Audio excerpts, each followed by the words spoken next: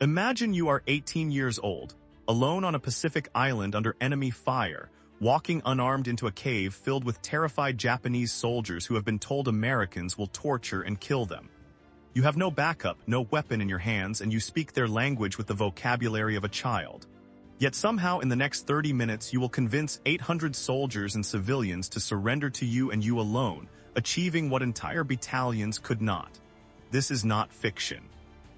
This is the true story of Guy Gabbaldon, the most unlikely hero of World War II, who saved over 1,500 lives with nothing but words, courage, and an understanding of honor that transcended borders. What you are about to hear will challenge everything you think you know about war, heroism, and the power of human connection in humanity's darkest hour.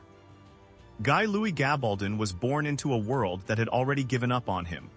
The year was 1926, and the place was East Los Angeles, California, a neighborhood where hope died young and dreams were luxuries reserved for those who could afford to eat.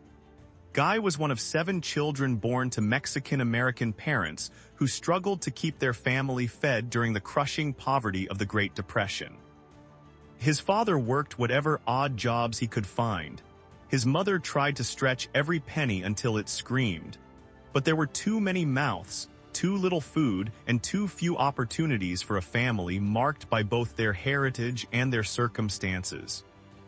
By the time Guy was 10 years old, he was living on Skid Row in downtown Los Angeles, a place where human misery concentrated itself into a few square blocks of flop houses, soup kitchens, and desperation.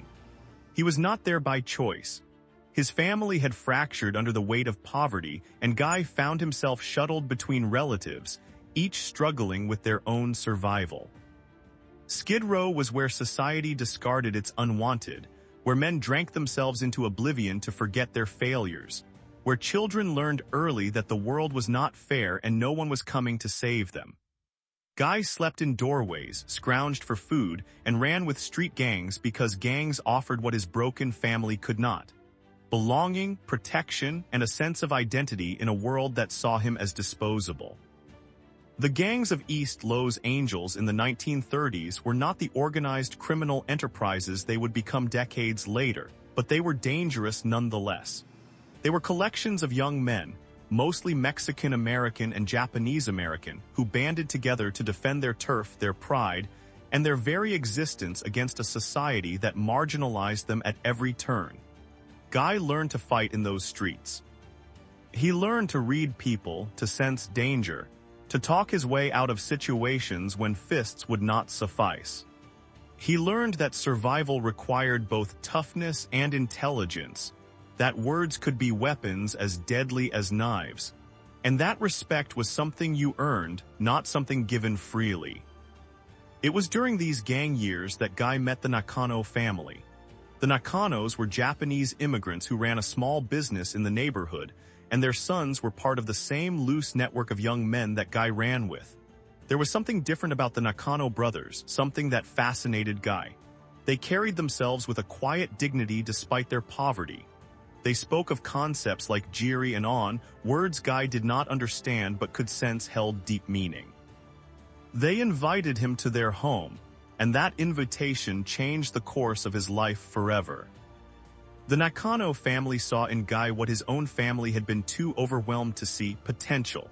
They saw a smart, tough, resourceful young man who needed guidance, structure, and love. Gradually, informally, they adopted him. Not legally, not officially, but in every way that mattered. Guy moved into their small home, sharing a room with the Nakano sons, eating meals at their table, becoming part of their family.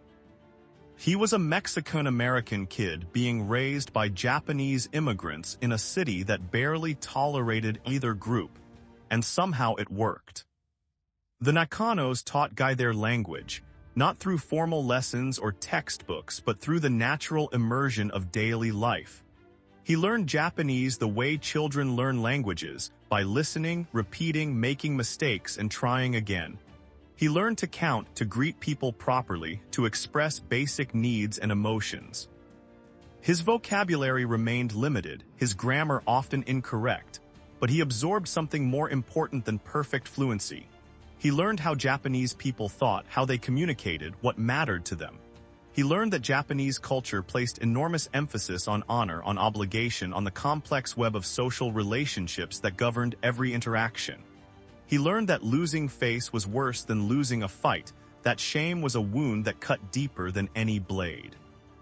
He learned these lessons sitting around the dinner table, listening to the Nakano parents speak to each other and their children. He learned them in the streets, where the Nakano brothers navigated the complex social landscape of pre-war Los Angeles with a blend of American toughness and Japanese courtesy. He learned them by being part of a family that valued education, hard work, and mutual respect, even as they faced discrimination from the white majority that controlled jobs, housing, and opportunity. Guy thrived in this environment. The Nakano family gave him structure without crushing his spirit, discipline without breaking his will. They taught him that being tough did not mean being cruel, that honor meant keeping your word even when it cost you, that loyalty to family transcended blood. For the first time in his chaotic life, Guy belonged somewhere. For the first time, he had a future that extended beyond the next meal, the next fight, the next day.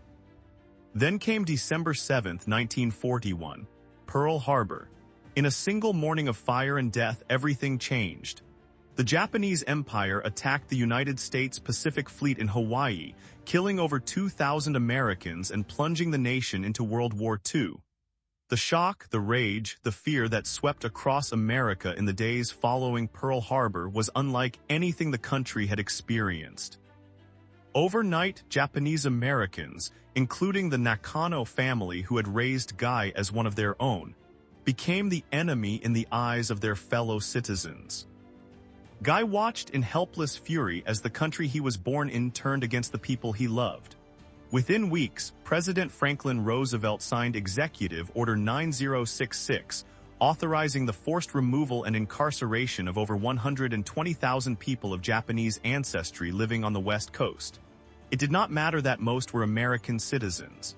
It did not matter that they had committed no crime, shown no disloyalty, posed no actual threat. Fear and racism combined into a toxic brew that resulted in one of the greatest civil liberties violations in American history. The Nakano family was given days to settle their affairs. They could take only what they could carry. Their home, their business, everything they had worked for was either sold for pennies or simply abandoned. Guy helped them pack, his heart breaking as he watched the people who had saved him lose everything. They were shipped to the Manzanar War Relocation Center in the California desert, a place of barbed wire, guard towers, and tar paper barracks where temperatures soared above 100 degrees in summer and plunged below freezing in winter. The government called them relocation centers. Everyone else called them what they were, concentration camps. Guy Gabbaldon was 16 years old, and the injustice of what he witnessed burned itself into his soul. The family that had taken him in, that had given him a home and a future, was imprisoned without trial, without evidence of wrongdoing, solely because of their ancestry. The country that claimed to stand for freedom and justice had betrayed its own citizens based on nothing but fear and prejudice. Guy could have become bitter, could have turned his back on America entirely. Instead, he made a decision that would define the rest of his life. He would fight for his country, but he would fight in a way that honored the lessons the Nakano family had taught him. When Guy turned 17, he tried to enlist in the United States Navy. He wanted to fight the Japanese Empire that had attacked his country and caused the imprisonment of his adopted family. He wanted to prove his loyalty, wanted to do something meaningful in a war that was consuming the world. The Navy rejected him. Years of street fighting and childhood injuries had damaged his hearing. He failed the physical examination and was sent home. Guy refused to accept defeat. As soon as he turned 18 in 1944, he tried again, this time with the United States Marine Corps. The Marines had a reputation for being the toughest, most elite fighting force in the American military. They also had a desperate need for bodies as the Pacific War intensified and casualties mounted. Guy passed the physical, barely, and found himself in boot camp. Marine Corps boot camp was designed to break men down and rebuild them as warriors. For Guy, who had survived Skid Row and street gangs, it was tough but not unbearable. What set him apart from other recruits was his knowledge of Japanese. When his drill instructors discovered that he spoke the enemy's language, they saw an opportunity. The Marines desperately needed interpreters and interrogators for the island-hopping campaign across the Pacific. Japanese prisoners were rare because most soldiers chose death over the dishonor of surrender. But when prisoners were taken, someone had to communicate with them. Guy was pulled from standard infantry training and given a brief, inadequate course in military intelligence and interrogation techniques. His instructors tried to improve his Japanese vocabulary, focusing on military terms, commands, and questions useful for interrogation. But Guy's Japanese remained that of a teenager speaking with his adopted family, conversational, limited, peppered with slang and informal constructions. He was not a trained linguist. He was not a skilled interpreter. He was a street-smart kid who happened to speak enough Japanese to get by, and that would have to be enough. In June of 1944, Private First Class Guy Gabbaldon shipped out to the Pacific as part of the 2nd Marine Division. His destination was Saipan, a small island in the Mariana chain that American strategists had identified as crucial to the war effort. Saipan was 15 miles long and 5 miles wide, a piece of volcanic rock covered in sugar cane fields, jungle, cliffs, and caves. It was also home to 30,000 entrenched Japanese troops and 25,000 Japanese civilians, all of whom had been told that American soldiers were barbaric demons who would rape, torture, and murder anyone they captured. The Battle of Saipan began on June 15, 1944, when 71,000 American Marines and Army soldiers stormed the beaches under withering fire. The Japanese defenders fought with fanatical determination, turning every cave, every ridge, every sugar cane field into a killing ground. American casualties were staggering from the first hours. The Marines gained ground yard by bloody yard, using flamethrowers to burn out cave complexes, tanks to crush machine gun nests, and sheer overwhelming force to push the Japanese back. Guy Gabbaldon landed with the 2nd Marine Division and immediately found himself in hell. Saipan was unlike anything he had experienced or imagined. The heat was suffocating, the humidity oppressive. The landscape was a nightmare of coral ridges that tore through boots, dense vegetation that concealed snipers, and caves that could hide anywhere from a handful to hundreds of enemy soldiers. Japanese artillery rained down constantly. Snipers tied themselves into trees and picked off Marines from hundreds of yards away. Civilians, terrified by Japanese propaganda, threw themselves off cliffs rather than surrender to the Americans. The fighting was brutal, personal, and unforgiving. Guy saw friends cut down by machine gun fire, blown apart by grenades, incinerated by flamethrowers. He learned what it meant to be truly afraid, to feel death breathing down his neck every moment of every day. He learned that courage was not the absence of fear, but the ability to function despite it. He learned that war was nothing like the propaganda films, that it was ugly and random, and that good men died for no reason while cowards sometimes survived through sheer luck. But Guy also saw something else, something that most Marines were too focused on survival to notice. He saw terrified Japanese soldiers, many of them teenagers like himself, trapped in caves with no food, no water, no hope. He saw wounded men left to die by their own officers who insisted that surrender was worse than death. He saw civilians, women and children, hiding in the darkness, convinced that the Americans would slaughter them if they emerged. Guy's official role was to serve as an interpreter when prisoners were taken, to help interrogate captured soldiers for intelligence.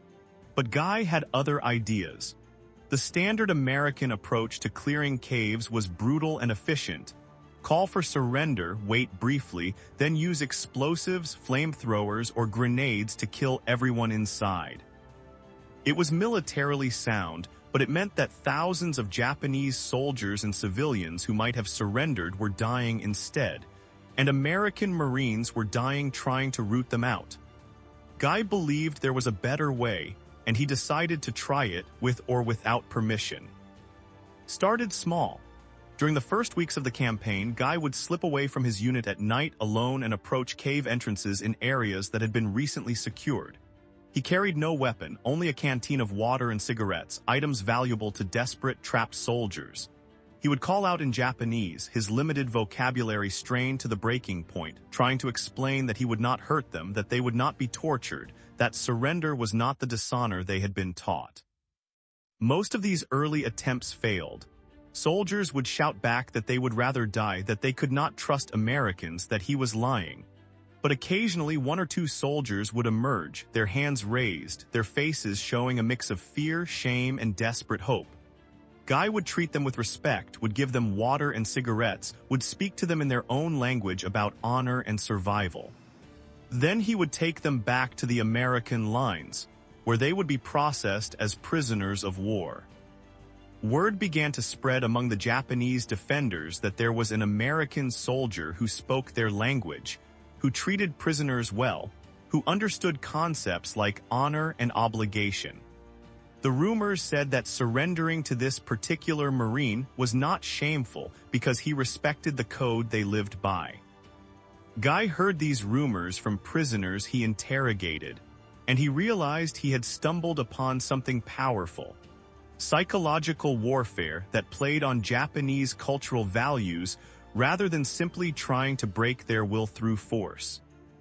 Guy's superiors noticed what he was doing. Some officers were angry that he was taking unauthorized solo missions into enemy territory, risking his life and potentially compromising operations. But other officers saw results. Guy was bringing in prisoners, valuable sources of intelligence in a campaign where most Japanese chose death. He was also clearing caves without the expenditure of ammunition, explosives, and most importantly, Marine lives. They gave him tacit permission to continue, as long as he did not get himself killed and did not expect backup when things went wrong. As the Battle of Saipan ground on through late June and into early July, the Japanese situation became increasingly desperate. American forces had pushed the defenders into the northern part of the island, compressing them into an ever smaller area. Thousands of Japanese soldiers, along with thousands of civilians, were trapped in caves and ravines in the rocky terrain near Marpi Point. They were out of food, out of medicine, out of hope.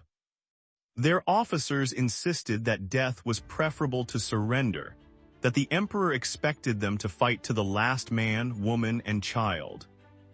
The American command knew that reducing this final pocket would cost thousands of American casualties if they had to fight for every cave. They also knew that thousands of civilians would die in the crossfire. They increased their efforts to convince Japanese soldiers and civilians to surrender, using loudspeakers, leaflets, and interpreters. Results were mixed at best. The propaganda efforts were clumsy. The interpreters often spoke formal, stiff Japanese that sounded nothing like how real people talked, and the cultural context was all wrong. Japanese soldiers and civilians heard the American appeals and assumed they were tricks designed to lure them out so they could be slaughtered. Guy Gabbaldon knew he could do better. On the night of July 7, 1944, he made a decision that would have been called suicidal by anyone who knew about it. Intelligence reports indicated that a large group of Japanese soldiers and civilians, possibly hundreds, were holed up in a cave complex in an area that had not yet been fully secured by American forces. Guy decided he was going to bring them in alone, without telling anyone his plan until it was too late to stop him. He slipped out of the American lines in the pre-dawn darkness, armed only with a pistol he did not expect to use and a few basic supplies. He moved through the devastated landscape, past the corpses of soldiers from both sides, past burned-out tanks and shattered trees, until he reached the area where the cave complex was supposed to be. The terrain was treacherous, all jagged coral and hidden crevices, and every shadow could have concealed a Japanese soldier waiting to put a bullet in him. Guy found the cave entrance as the sun was beginning to rise. He could hear voices inside, Japanese voices, tense and afraid. He took a deep breath, knowing that what he was about to do violated every rule of military common sense, and called out in Japanese. His words were simple, his grammar probably mangled, but his meaning was clear. He was an American Marine, he spoke their language, he understood honor, and he promised them they would not be harmed if they surrendered. The response was immediate and hostile. Voices shouted back that he was lying, that Americans were demons, that they would rather die than surrender. Guy expected this. He had heard it dozens of times before. He kept talking, using every Japanese word and phrase he knew, drawing on years of living with the Nakano family to find the right tone, the right concepts. He talked about jiri, the obligation to take care of those weaker than yourself. He talked about the civilians inside the cave, the women and children who would die for no reason if the soldiers chose to fight. He talked about how true honor meant protecting the innocent, not sacrificing them for empty pride. He talked for hours. The sun climbed higher in the sky, baking the coral rock and turning the landscape into a furnace. Guy's canteen ran dry.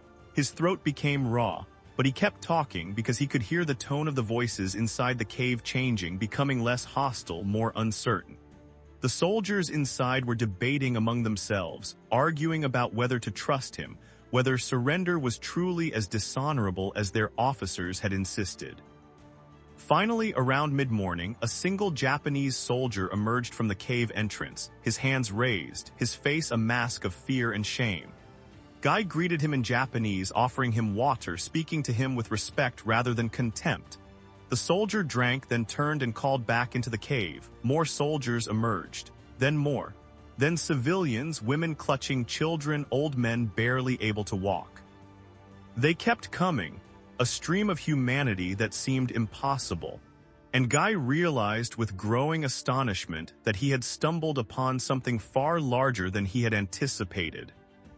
By the time the last person emerged from the cave complex, Guy Gabbaldon had 800 Japanese soldiers and civilians standing before him. 800 human beings who had chosen life over death because an 18-year-old Marine from East Los Angeles had spoken to them in their own language about honor and survival. Guy looked at the mass of people, looked at the American lines in the distance, and faced a new problem. How was he going to get 800 prisoners back to American custody without someone opening fire? Guy made the prisoners sit down on the ground. He told the soldiers to remove their weapons and place them in a pile. Then, in what was either the boldest or most foolish move of his young life, he had several of the Japanese soldiers he judged to be reasonable march back toward the American lines ahead of him, calling out in Japanese to anyone who might be hiding nearby that it was safe to surrender. Guy walked behind this group, and behind him came 800 people, a parade of former enemies stretching back hundreds of yards. American sentries saw this impossible sight and nearly opened fire, thinking it was some kind of attack. Officers rushed forward, weapons ready, screaming at Guy to explain what in the name of God he thought he was doing. Guy, exhausted, dehydrated, and running on pure adrenaline, explained that these were prisoners, that they had surrendered to him, and that they needed to be processed immediately before someone did something stupid and triggered a massacre. The American command was stunned. No single Marine had ever captured so many enemy soldiers in one action. In fact, no single soldier in American military history had ever brought in so many prisoners alone. Guy Gabbaldon, an 18-year-old private first class with limited Japanese language skills and no formal training in psychological operations, had accomplished through conversation what entire battalions could not have achieved through force of arms. But Guy was not finished. July 8, 1944 became the day that would cement his legend and demonstrate that his previous success was not a fluke. The Japanese defenders were preparing for a final massive banzai charge, a suicidal attack that would throw every remaining soldier against the American lines in one last desperate effort. American intelligence knew it was coming but did not know when or where. Tension ran through the Marine positions like electricity. Guy, knowing that thousands more Japanese soldiers and civilians were still trapped in caves throughout the northern part of the island, decided to try again. He had proven that his method worked. Now he wanted to see how far he could push it. Again he slipped away from his unit. Again he moved alone into contested territory. And again he found caves filled with terrified, desperate people. What happened over the next several hours has been documented by multiple sources, verified by military records, and yet remains almost unbelievable. Guy moved from cave to cave throughout the day of July 8th, talking to soldiers and civilians, convincing them to surrender, leading small groups back to American lines, then returning to find more. He was operating in an area where Japanese soldiers were preparing for a massive attack, where trigger-happy Marines were shooting at anything that moved, where a single mistake would get him killed by one side or the other. By the end of the day on July 8th, Guy Gabbaldon had personally brought in 87 additional prisoners, including several Japanese officers. When combined with his previous day's effort, he had convinced nearly 900 people to surrender in just over 24 hours. American officers were now paying serious attention. Guy was doing something that military doctrine said was impossible, and he was doing it consistently, repeatedly, with minimal support and maximum risk. Over the following days, the Battle of Saipan reached its bloody climax. On the night of July 7th, the Japanese launched their anticipated Banzai Charge, the largest of the entire Pacific War. 4,000 Japanese soldiers and civilians, many armed only with bamboo spears, charged the American lines in a suicidal wave. The fighting was savage and close quarters, with Americans firing point-blank into masses of screaming attackers. By dawn, over 3,000 Japanese lay dead, along with hundreds of Americans. It was a horrific, pointless waste of life, exactly the kind of tragedy that Guy had been trying to prevent. But Guy's efforts did not stop. As American forces secured the northern part of the island and the battle entered its final days, Guy continued his solo missions into the caves. By the time Saipan was declared secure on July 9th, Guy Gabbaldon had personally convinced over 1,400 Japanese soldiers and civilians to surrender, more than any other single American in the entire war, perhaps more than any single soldier in any war in modern history. The cost of the Battle of Saipan was staggering. Over 3,000 Americans killed, 13,000 wounded, nearly 30,000 Japanese soldiers dead, most choosing death over surrender. Thousands of civilians dead, many of them throwing themselves off the cliffs at Marpy Point rather than face capture by the Americans they had been taught to fear. The island was secured, and American B-29 bombers would now be able to strike the Japanese home islands from Saipan's airfields. But the price in blood and suffering was almost incomprehensible. Guy Gabbaldon had saved over 1,400 lives, had prevented hundreds of caves from being destroyed with everyone inside, had demonstrated that psychological warfare based on cultural understanding could be more effective than brute force. And then, on July 10, 1944, just as the battle was ending, Guy was hit by Japanese artillery fire during a final mopping-up operation. Shrapnel tore through his shoulder and arm. He was evacuated to a field hospital, then shipped back to Guadalcanal for recovery. His war was not over, but his time on Saipan was done. As he lay in the hospital, recovering from his wounds, Guy wondered if anyone would remember what he had accomplished, if anyone would care that a kid from Skid Row had saved hundreds of lives with nothing but words and a willingness to risk everything. The Marine Corps remembered. When Guy recovered from his wounds, he was awarded the Navy Cross, the second highest military decoration for valor for his actions on Saipan. The citation described his extraordinary heroism and devotion to duty and noted that his actions had saved countless American and Japanese lives. It was a high honor, one that only a tiny percentage of Marines ever received. But many people, including Guy himself, believed he deserved more. The Medal of Honor, America's highest military decoration, was awarded to Marines who performed acts of valor above and beyond the call of duty. Guy had done exactly that repeatedly over multiple days, saving more lives than perhaps any other single soldier in the entire war. Yet he did not receive the Medal of Honor, and the reason why has been debated for decades. Some historians point to racism. Guy was Mexican-American, and despite his heroism, the United States military in 1944 was still segregated and still operated under prejudices that denied recognition to minorities. Others point to the unconventional nature of his actions. He had operated alone, without orders, without backup, doing something that was not part of standard military doctrine. Military bureaucracy struggled to recognize achievements that did not fit neatly into established categories. Still others suggest that because Guy did not kill large numbers of the enemy, because his heroism was based on saving lives rather than taking them, the award committees simply did not understand how to evaluate his actions.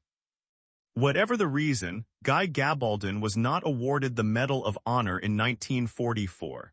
He received his Navy Cross, recovered from his wounds, and was eventually sent back into combat. He participated in the invasion of Guam and Tinian, continuing to use his language skills and psychological tactics to convince Japanese soldiers to surrender. By the end of the war, Guy had personally taken or convinced over 1,500 enemy combatants and civilians to surrender, a record that stands unbroken to this day.